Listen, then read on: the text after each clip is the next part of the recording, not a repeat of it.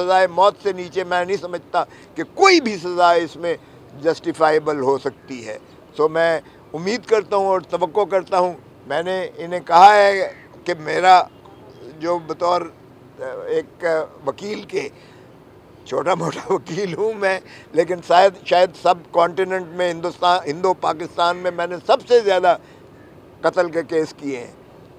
مجھے پتہ ہے کہ یہ تفتیش میں جو ہے پولیس جس کو چاہے، پولیس وہ اس کا اتنے لوپ ہول چھوڑتی ہے کہ وہ سزا نہیں ہوگا، اور جس کو یہ چاہے وہ بچ نہیں سکتا ہے. اگر تفتیش صحیح معنی میں دیانتداری سے اور اپنا ایمانداری سے اور تندہی سے اور پورے فول پروف طریقے سے کریں تو یہ بچ نہیں سکتے ہیں. لیکن چونکہ ہماری پولیس جو ہے وہ بدنیت بھی ہے، بد دیانت بھی ہے، اور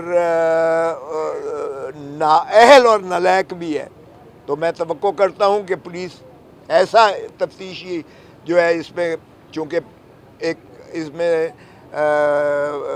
جے آئی ٹی بھی بنتی ہے، جو اے ٹی اے کا قانون ہے اس میں جے آئی ٹی بنتی ہے. جے آئی ٹی میں سپروائزری جو ہے افسر جو ہوتا ہے وہ گیزیٹڈ پولیس آفیسر ہوتا ہے. تو میں توقع کرتا ہوں کہ اس میں ایک جو ہے جے آئی ٹی بنائی جائے، جوائنٹ انویسٹیگیشن ٹیم بنائی جائے، جو ماہر ہوں، نہ صرف فورینزک سائنس کے ہوں بلکہ ڈی این اے ٹیسٹ کروائے جائیں، ان کی جو ہے تمام تر جو ان کے شواہد اور ثبوت ہے سائنسی انداز سے، اس میں کوئی لوپ ہول نہ چھوڑا جائے کہ ملزم کسی طریقے سے ایسے بھیانک جرم کرنے کے بعد جو ہے ان کو کوئی قانون کی کسی شکنجے سے وہ بچ نہ پائیں. اسی میں سمجھتا ہوں کہ سوسائٹی ہماری جو میں تھوڑا سا ان کو یہ سکون آئے گا کہ کم از کم ایسا بھیانک کام کرنے والوں کو سزائے موت ہی دی جاتی ہے، اور ہماری پولیس اور ہمارا اعتماد بحال ہو. تو thank you very much. If there any questions. آپ یہ بتائیے گا کہ اب تک جو ہے تفتیش میں کیا سامنے آیا، کوئی شواہد ایسے پولیس کے پاس ہیں کہ وہ ان ملزمان کو سزائیں دلوا سکیں گے؟ دیکھیں، یہی تو میں رونا رو رہا ہوں، یہی تو میں پوچھ رہا ہوں ان سے جو میں نے پوچھا ہے. ان کو کوئی پتہ نہیں ہے، کوئی بتایا نہیں جا رہا ہے. اب ایسے میں جب تعاون نہ کیا جائے مقتول کے ورثاء سے بھی اور ان کے والد صاحب سے بھی نہ کیا جائے، اور میں نے کوشش کی پتہ کرنے کی کہ یہ کوئی ایسے شواہد ہیں، ان کو نہیں پتہ ہے. وکیل صاحب سے میں نے کوشش کی ہے، وہ رابطہ میرے ساتھ انشاءاللہ میں نے کارڈ دے دیا ہے، امید ہے کہ مجھ سے رابطہ کریں گے وہ. لیکن اس کیس میں چونکہ یہ سرکمسٹانشل ایویڈنس کا کیس ہے جس میں چشمدید گواہ نہ ہو، تو سرکمسٹانشل ایویڈنس بہت مضبوط ہوتا ہے. لیکن سرکمسٹانشل ایویڈنس کا اصول یہ ہے کہ قاتل اور مقتول کے درمیان جو رسہ ہے وہ اس میں چین میں کوئی زنجیر ٹوٹنی نہیں چاہیے. یعنی آپ کا گھیرا جو ہے اتنا آپ نے تنگ کرنا ہے کہ مقتول اور قاتل کے درمیان آپ نے وہ بتانا ہے کہ اس نے اس کے علاوہ کوئی اور قتل کر ہی نہیں سکتا ہے، نہ ہی کیا ہے.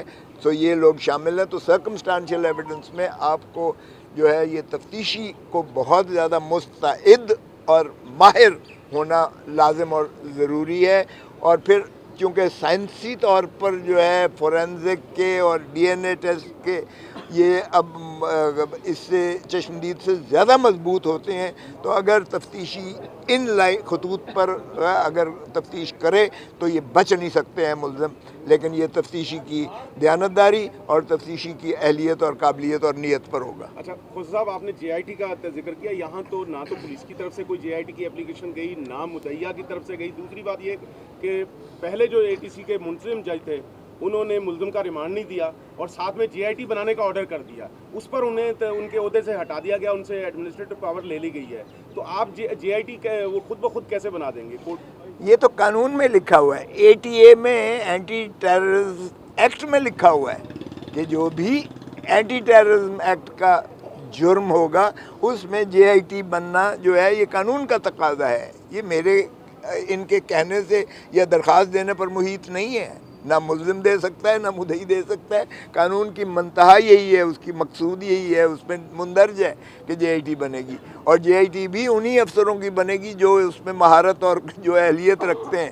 لیکن چونکہ ہمارے بدقسمتی سے ہمارے ہاں وہ دیانتداری کا عنصر ہے نہیں اور یہ پولیس کو کسی اور مقصد کے لیے استعمال کرتے ہیں ہمارے ماشاءاللہ حکومتیں یا سیاستدان جو اقتدار میں ہوتے ہیں، تو وہ ان کے لیے پھر یہ پرائرٹی نہیں ہوتی ہے. یہ تو آپ لوگوں کو میں قابل تحسین سمجھتا ہوں کہ آپ نے اگر یہ اجاگر نہ کیا ہوتا، یہ میڈیا نے اس طریقے سے نہ اس کو پورٹرے کیا ہوتا کہ ظلم اور ہوا ہے، تو شاید پرچہ ہی نہ ہوتا.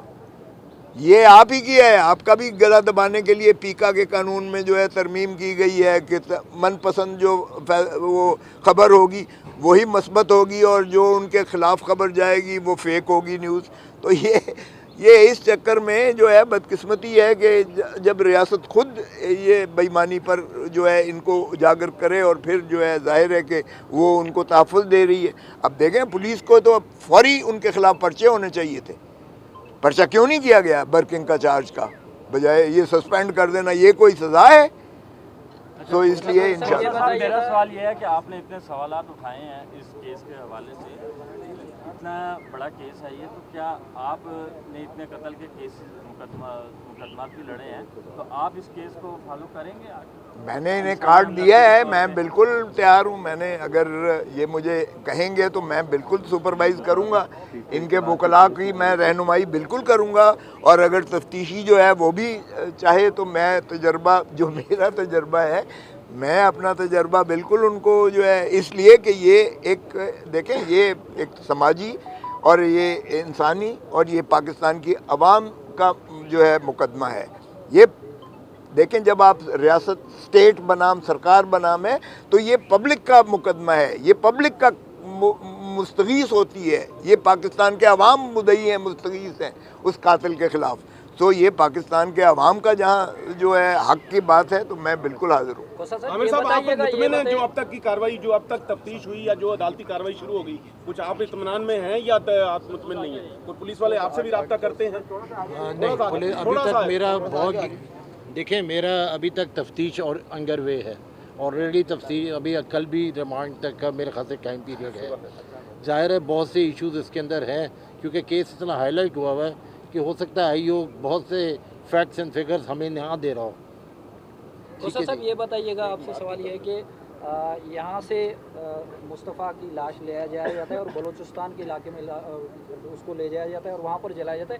4 چیک پوسٹ آتے ہیں، ایک سندھ پولیس کی، 3 بلوچستان کی. اس کے باوجود بھی یہاں سے لاش کو لے جایا جاتا ہے اور وہاں پر جا کے جلایا جاتا ہے. یہ پولیس پر بھی ایک سوالیہ نشان ہے. ایئرپورٹ پہ بھی ایسے ہی حملہ ہوا بلوچستان سے دہشت گرد ہے. تو آپ کیا سمجھتے ہیں کہ پولیس صرف سیاسی گرفتاری کے علاوہ دوسرے کام بھی کرنا ہے، ان کی ذمہ داری نہیں بنتی؟ دیکھیں بالکل بنتی ہے. یہ مجھے بتا رہے تھے کہ وہ 250 کلومیٹر کا فاصلہ طے کر کے جاتے ہیں. کمال نہیں ہے؟ ان کی گاڑی ہے، اس مقتول کی گاڑی ہے، یعنی مقتول کے باپ کی مقتول کی گاڑی ہے. 250 کلومیٹر کا جو ہے اس کو بند کر کے لے جاتے ہیں، اور جب دیکھتے ہیں تو زندہ ہے تو پھر اس کو آگ لگاتے ہیں. یعنی آپ اس کی جو جب آپ سوچتے ہیں اس کا تو اٹس مائنڈ باگلنگ کہ جتنا بندے کو ایک آسان خطا ہو جاتے ہیں. میں نے اپنی جو ہماری پی ٹی آئی کی سندھ تنظیم ہے میں نے ان کو ہدایت دی ہے، ان کے صدر کو بھی دی ہے. یہاں ہمارے سارے کارکن موجود ہیں. میں نے ان کو کہا ہے کہ پوری ہر لحاظ سے لاجسٹکس جو ہے یہ مدد کریں گے، اور میں ان کے ساتھ رابطے میں رہوں گا، ان کے ساتھ بھی اور اپنی پارٹی کی صوبائی تنظیم کے ساتھ بھی. انشاءاللہ بالکل ہم پوری تن دن من کے ساتھ ان کے ساتھ ہیں اور عوام کے ساتھ ہیں اور پاکستان کے ساتھ ہیں انشاءاللہ. آپ اپنا کوئی کنسرن ہے تو بتا دیں تفتیش میں یا عدالتی یا نظام کے حوالے سے، اس کیس کے حوالے سے. ابھی نہ ان سے نہ کریں، نہ ان سے نہ کریں، ان سے نہ کریں.